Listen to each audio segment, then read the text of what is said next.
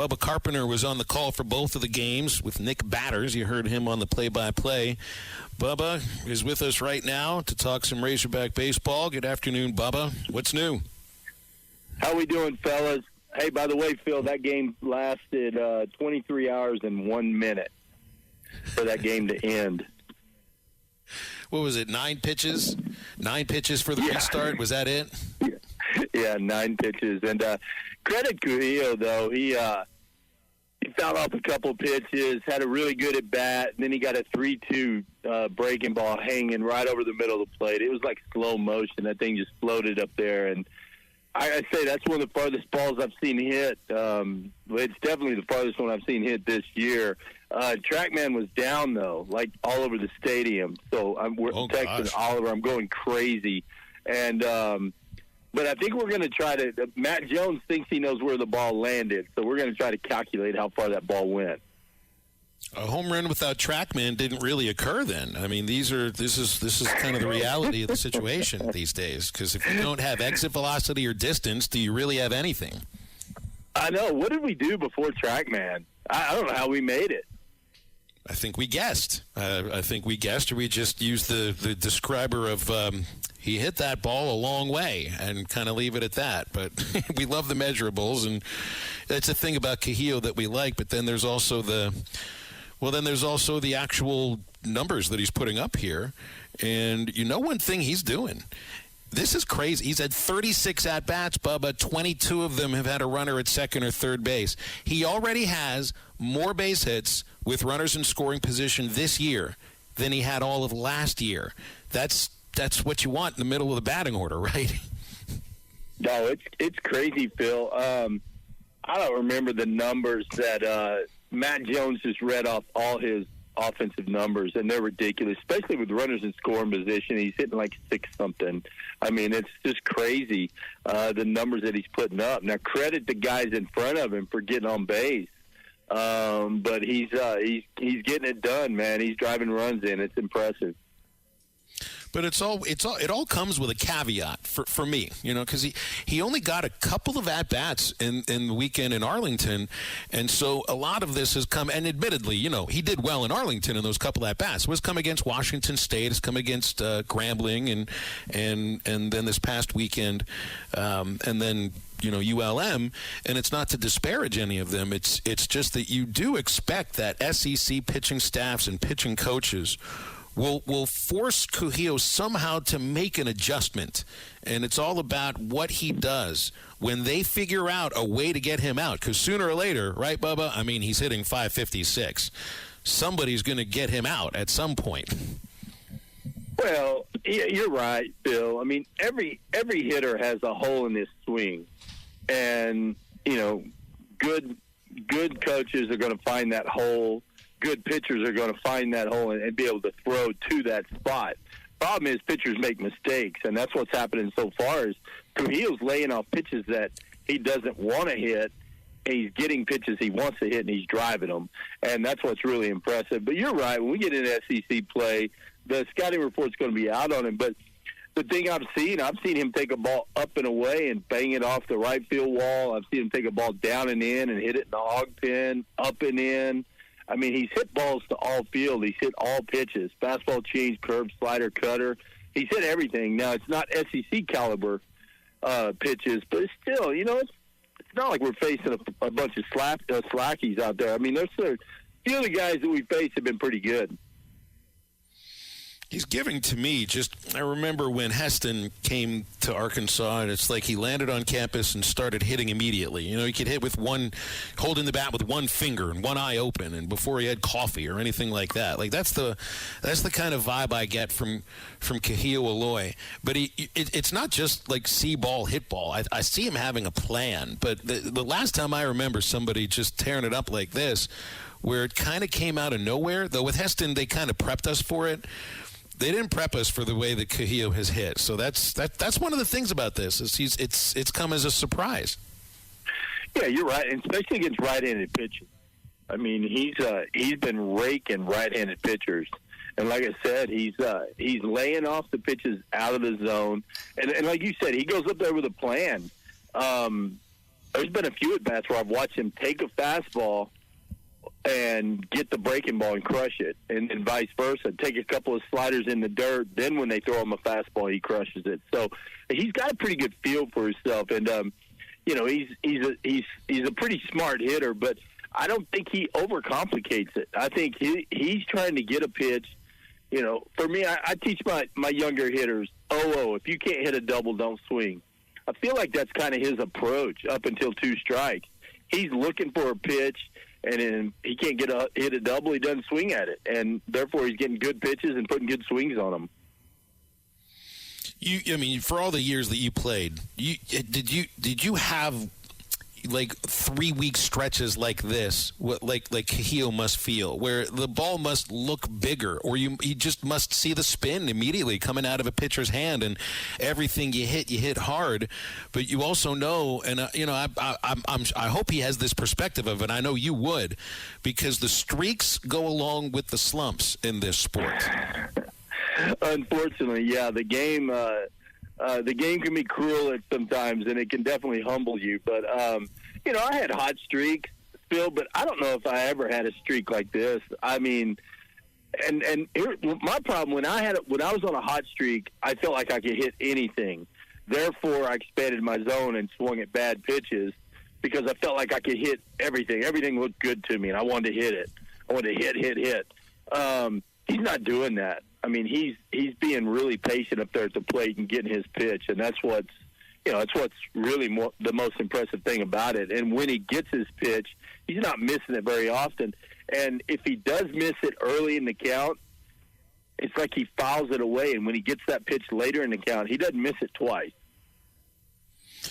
Hey, we never play like morning baseball unless it's the SEC tournament. The men's basketball team has not played well in games that start before 3 o'clock, and really like a 12 o'clock tip-off or an 11 morning tip-off just have not really played well at all. They've been a late night sort of team. And I think of some of the minor league baseball games that I saw that were morning games, and they were always Screaming Kids Day games, businessman special, you want to call it that, but it was always after a night game. And you're like, yeah. A lot of those morning baseball games really weren't the highest level of competition. Sometimes it's just you never see morning baseball. It's like college basketball, college football on the weekends. You just expect it. Yeah, I tell you, the businessman special that you call it, I hated those days. I wish I knew my career batting average. Actually, I don't even want to know my career batting average on those days because they were always horrible. They almost felt like spring training games. They just didn't feel like part of the regular season because baseball players are creatures of habit. And, you're used to going to bed late, sleeping in, but on that businessman special, you're up early, you get a few hours of sleep, you head to the ballpark, and then you strap it on and play. And it's, those weren't fun games. No. Anybody ever tell you to hit the ball in the middle? The Mickey Mantle story? I see. Yogi, I see 3 balls when the pitcher's throwing it. He told him to swing at the one in the middle. Yeah, I've heard that. That's there's some good stories out there from back in the day. Those guys, they were a different breed back then. But yeah, it was that's funny. And even your Pirates. Back in the day, the old family, what is it? We Are Family teams. There's some good stories about those guys. Oh, yeah. So certain substances, smoking cigarettes in the dugout during games and everything. It was a completely different time. What do you think? It's pretty important for Gackle tomorrow, isn't it? I believe he's going to. I think he's going to figure it out because I don't think what happened last week had anything to do with stuff or anything to do with command. It seems that with Phil Siebehart telling the Razorback coaching staff, what they found about Gackle throwing in virtually the same spot, nearly 70% of his pitches. Like that's such an amazing piece of information to get from one of your opponents, and to get it 2 weeks before you start SEC play. It's like that's the right time to get that info. Yeah, absolutely. But, you could see it in the game. He was leaving a lot of pitches over the middle of the plate, and it's almost like Charlotte knew what pitch was coming because they were on his slider. I've never seen Gackle's slider get hit like that. His fastball got hit. I mean, they were ready to hit, and talked to Matt Hobbs a couple of days ago, and they've made a couple of adjustments. And man, I think he's going to come out and shove Friday.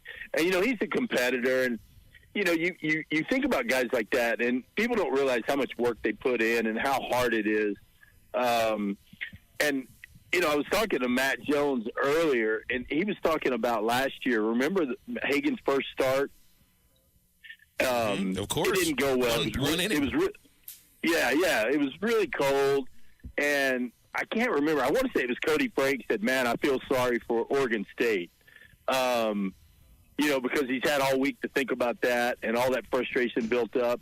And I want to say it was Parker Coyle said the same thing about Gackle. He said, "Man, I feel sorry for Portland Friday when Gackle steps on the mound." And I kind of feel that way. I think he's gonna shove Friday. And man, I can't wait to see him back out there again. I know he's dying to get back out on the bump.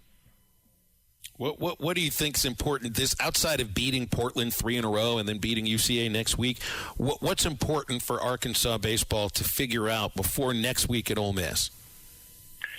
Well, I tell you what, Phil, I think the lineup's starting to come together. I mean, there's a lot of guys producing up and down the lineup. I think defensively is the main thing, kind of tightening things up defensively. The outfields look better, made some plays. Infielder, I mean, we haven't made errors. So I really think everything's kind of coming together at the right time. I'm not worried about the rotation, but if they're, if someone does falter, I mean, those guys, you look at Colin Fisher. I think they set Colin Fisher up to be able to throw some this weekend. They held him to 50 pitches on Tuesday.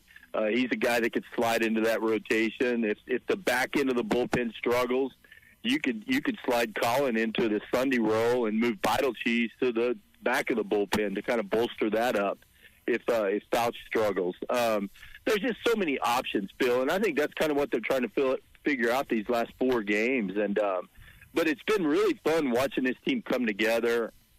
You and I have talked about it on the air and off the air about this team. This team has a little bit of spunk and fight in them. They're a bunch of guys. They've got a lot of spirit. It's like they have fun. They've got a few guys, a lot of guys that are like gritty, like DVH type players. So it's a fun team, and it's fun watching them kind of come together right now. And I don't know. It'll be fun to see what happens when we roll to Ole Miss. Hey, Bubba, before you go, the Hogs player development Twitter account put out Kuhio's metrics from the Grand Slam yesterday. Just put it out right now while we were on the air. Thanks to Andrew Hutchinson for sending me the text. He hit it at a 98-mile-an-hour exit velo, launch angle 36 degrees. It traveled 447 feet, which is the longest hit by a Razorback so far, at least this year. Out of the 22 homers, the Granny yesterday, the longest hit by any Razorback. Well, dang it, I missed it. I said it went at least 450 feet, so I was close. But Phil, we give you the extra it, 3 feet. Yeah, I still feel like he got cheated though, because man, that ball, it just kept going.